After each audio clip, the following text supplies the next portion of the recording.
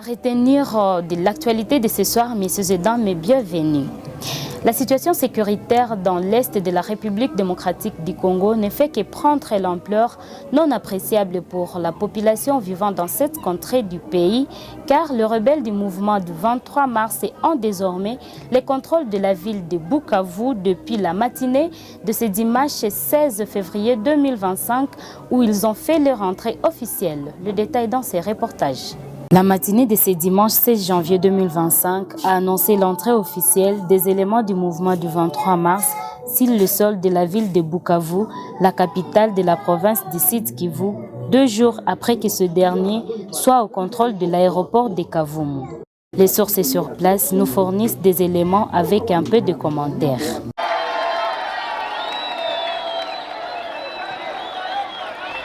C'est l'entrée du M23 à Bukavu, applaudi par toute la population.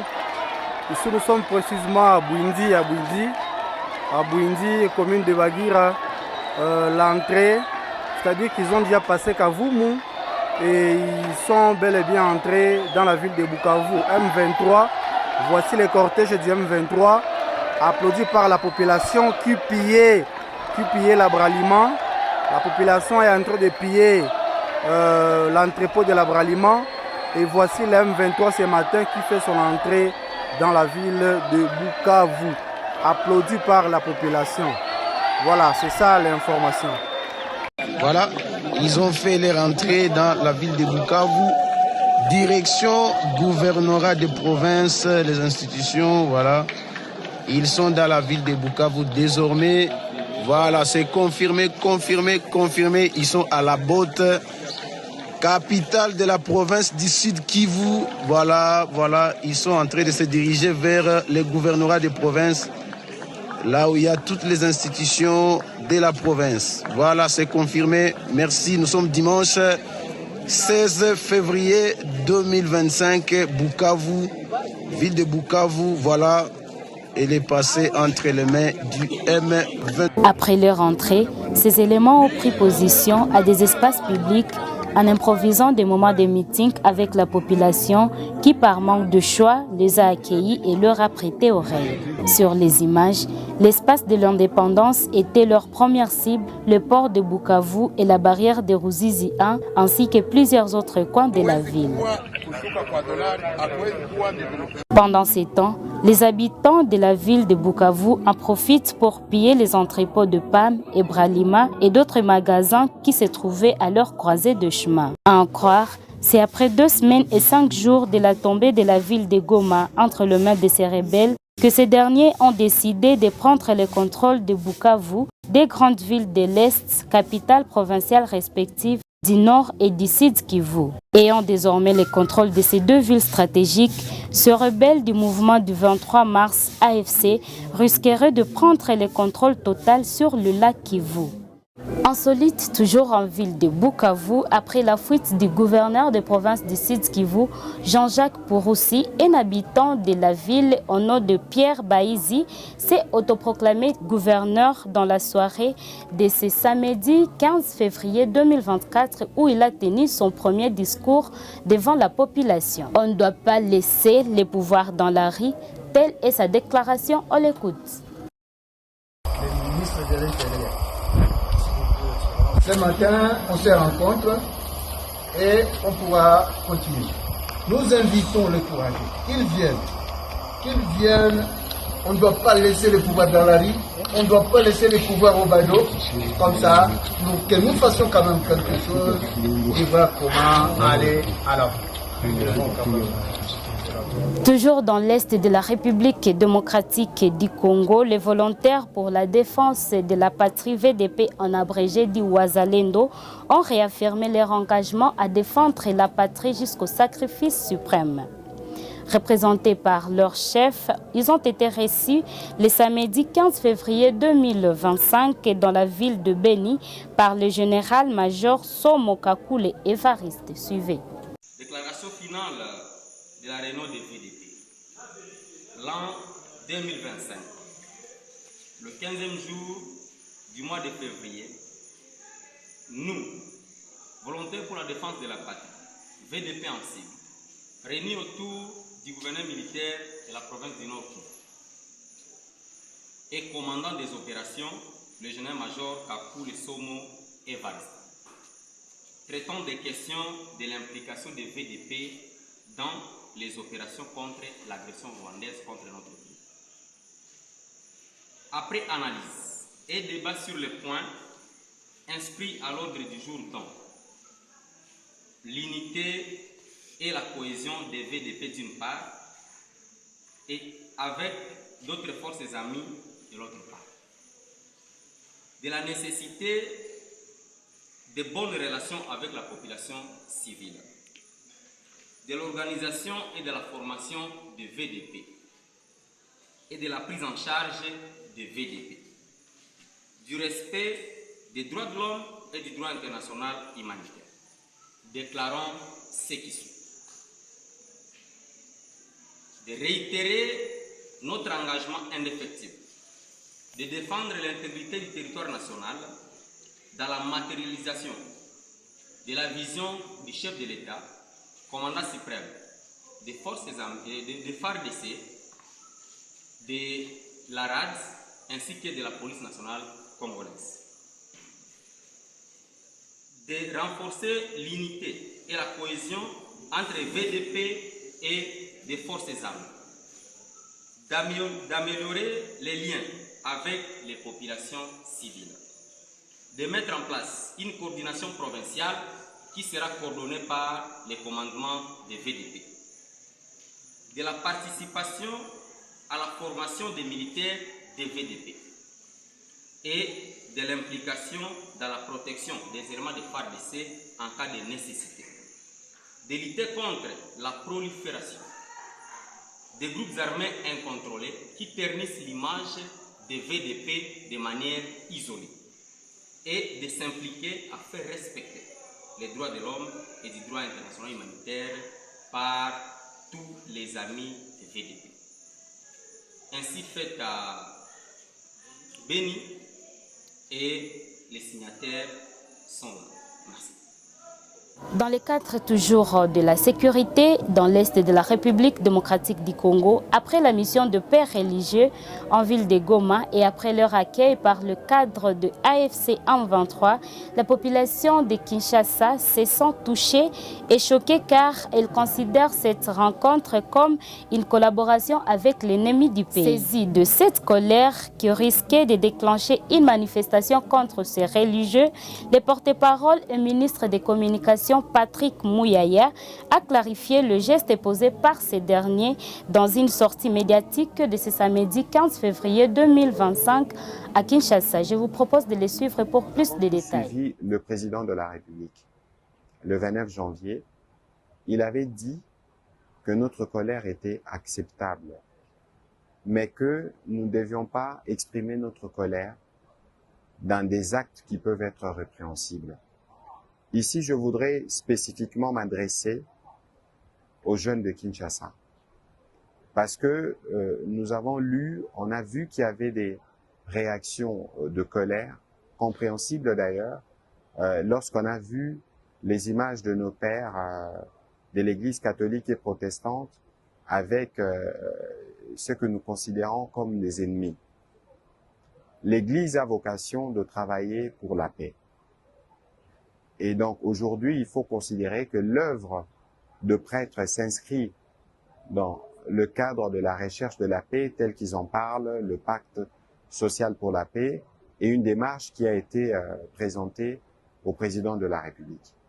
Et donc il est hors des questions que même si nous pensons, même si nous avons raison d'estimer qu'il ne devait pas serrer les mains aux ennemis, mais il faut considérer que c'est aussi cela, la démocratie ou la marche pour aller vers la paix. Les églises, les lieux des prières sont des lieux sacrés. Penser s'en prendre à des lieux de prière, c'est penser s'en prendre à Dieu. S'ils ont mal agi, c'est Dieu le juge. Dieu les jugera. Mais ce serait inacceptable que des gens s'élèvent pour aller perturber et pour penser même perturber les services religieux un jour de dimanche. Nous avons besoin, nous parlons souvent de front spirituel. Alors dans les fronts spirituels, c'est des actions de grâce et des actions de prière à l'égard des dieux. Il n'y a pas meilleur jour pour les fronts spirituels que dimanche. Alors ne désacralisons pas ces jours-là parce que il y a des gens qui pensent qu'il faut passer par des actes qui sont intolérables. Restons dans la ligne du président de la République et dans la ligne du gouvernement. Revendiquons ce que nous souhaitons par la paix et par des moyens pacifiques. Les prêtres auront l'occasion, quand ils auront terminé leur consultation, de s'exprimer. Et en ce moment-là, on pourra justement voir la pertinence et le sens de leur démarche auprès de ce que nous considérons comme les gouverneurs militaires de la province de l'Ituri, Johnny Luboya Gashama, face à l'agression rwandaise AFC M23, a lancé un ton ferme et déterminé à la personne de Corneille Nangaa qui guide ses mouvements dans une sortie devant la population de sa juridiction. Tu n'as pas de frère Nangaa, tu n'as pas de frère ici. Ici, il n'y a que les Ituriens, les Congolais, qui sont tous ensemble. Ah, vous n'avez pas de frères. Vous venez avec des étrangers et vous dites que non, voilà, Bandoukuyango, Bandoukuyango Yawapi. Vous n'avez pas de Ndougou ici. Vos Ndougou, ce sont ceux-là avec qui vous êtes là. Restez là-bas avec eux. Donc nous sommes prêts à répondre à toute éventualité. Et comme dans ses habitudes, dit-on, l'opposant Moïse Katumbi a répondu favorablement à l'appel à la paix, à l'unité et au vivre ensemble qui retentit à l'heure actuelle. C'était après une consultation de Olivier Kamitatu avec la Senko SCC dans le cadre du pacte social en cours au nom du camp Moïse Katumbi. Suivez pour plus de détails. De prime abord, nous saluons l'initiative des pères de l'Église et nous les encourageons à poursuivre leur consultation. Au moment où le sang des Congolais coule, nous condamnons fermement tous ceux qui s'opposent à cette initiative. Cette attitude, nous la jugeons profondément irresponsable. Chaque fois que l'appel à la paix, à l'unité, au vivre ensemble retentit, Moïse Katumbi a répondu présent. Et il le fera encore, sans faille. Ensemble pour la République prendra et assumera toutes ses responsabilités pour l'intérêt supérieur de la nation. À la suite de cette consultation, nous avons l'espoir d'une ère nouvelle pour la République démocratique du Congo. Comme nous l'avons fait avec les autres, nous sommes venus aujourd'hui rencontrer l'ensemble pour la République afin de leur expliquer la quintessence du projet conjoint SCC-SEMCO du pacte social en faveur de la paix et de bien vivre ensemble. C'était l'occasion pour nous de leur expliquer la méthodologie. C'était surtout l'occasion pour nous de les écouter, d'enregistrer leurs réactions par rapport aux propositions faites. Et ils nous ont effectivement écoutés. Ils ont promis de nous donner leur cahier de charges. Et à la fin de la tournée, nous aurons à faire la synthèse et la restitution vous sera rendue de l'une ou l'autre façon. Toujours dans la brèche sécuritaire dans l'est du pays et de la République démocratique du Congo en général, dans le cadre de la sensibilisation de la population de Lubumbashi, le général de brigade Guy Kapende, à travers son représentant, a demandé à cette dernière de collaborer avec les forces armées de la République démocratique du Congo, FARDC, pour le mariage civilo-militaire et de dénoncer toute personne suspecte en vue de restaurer la paix dans la région. Suivez. Nataka kuambia wananchi kama tuko ndani ya vita na mkubwa wa region yetu kama vile General de Brigade Di Kapen anatuambia tuongee na bakubwa yote ya askari kwa sababu ya kubasensibilize juu ya kila mtu ajue kama tuko muvita, batu basilale busingisi balamuke, na population yote inapaswa kulamuka juu ya kudenonse. Population inapaswa kukolabore na majeshi yetu. Musichunge maadui mu manyumba yenu. Kama unaona mtu eko suspect, hapana kumuchunga, kuya udenonse. Milango iko wazi, unaweza kuya kuma biro ya SECAS au ku biro ya region militaire, tutakupokea, utatuambia na usiogope. Na ndio maana tulisema kama majeshi nayo inaweza kubadilika kupitia tabia yao, na waraia nao pia wanaweza kubadilika kupitia tabia yao, sababu ni habari ya nchi yetu ya Kongo. Tunapaswa shebote kutumika pamoja juu ya kupiganisha adui.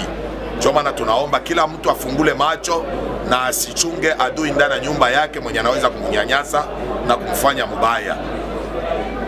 Watu wanaweza kufika hapa kukaa Mvangu kubiro ya SECAS provincial au ya regional. Wakafika pale wanatuambia, tutawapokea na wasikuwe na wasiwasi wala wasiogope, sababu leo ujumbe mkubwa ilikuwa ni ya jeshi kuishi pamoja na raia. Tunapenda turudishe ile ndoa yetu, mariage ya kusema kama raia na jeshi wanaweza wakaishi pamoja tena, na njoo ile nyewe tuko nayo kabisa hapo. Tunataka waraia watupatie ile wanaita confiance, na sisi tunapenda turudishe ile mapendo kwa raia, kusudi raia yo comprendre que tuko pale jua kubachunga, haiko jua kubanyanyasa, na raia ikoe kudenonse matabia yote mbaya mbaya ya majeshi yenye iko nafanika. Ndio vile tunasema. C'est par là que nous mettons le point sur les i dans cette édition. Merci de nous avoir suivis.